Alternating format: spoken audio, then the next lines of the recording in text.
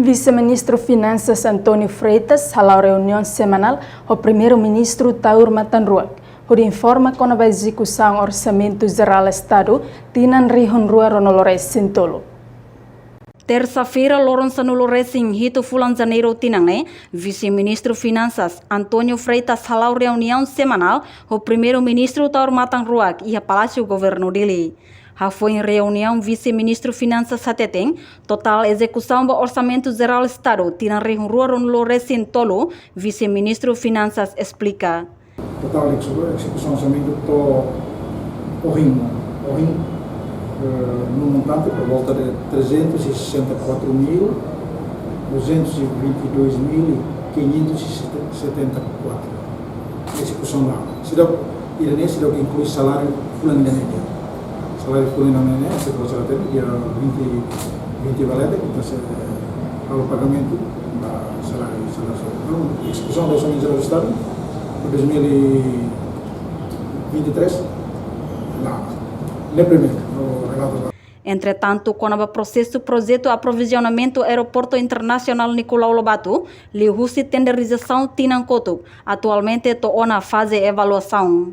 Processo de projetos estratégicos, não bem marcar que tarjetam financiamento sem empréstimo, no nosso grande projeto estratégico, não bem marcar, a gente pode acompanhar, marcar aeroporto presidente Nicolau Lobato. Aeroporto tinha processo para tenderização, o que se tinha na Liba,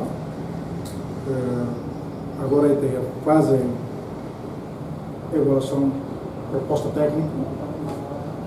Além de Timor-Leste mostra serviço mútuo com a parceiro desenvolvimento bilateral Austrália, com garantia $100 milhões dólar Austrália, a tu suporta o programa Bolsa da Mãe Geração FON. O serviço tem parceiro de desenvolvimento bilateral Austrália para atuar ele uma grande direção, no total 20 milhões de Australian dólar. Para tu suportar o programa Bolsa de Mãe Geração FON, PNDS, mas preparações de treinamento vai ter trabalhadores na mesma serviço Austrália.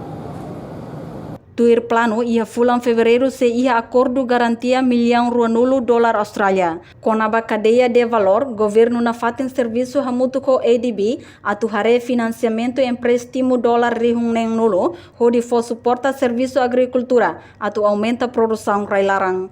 Reportagem Marquita da Silva, Sabina Sansa, Televisão Timor Post.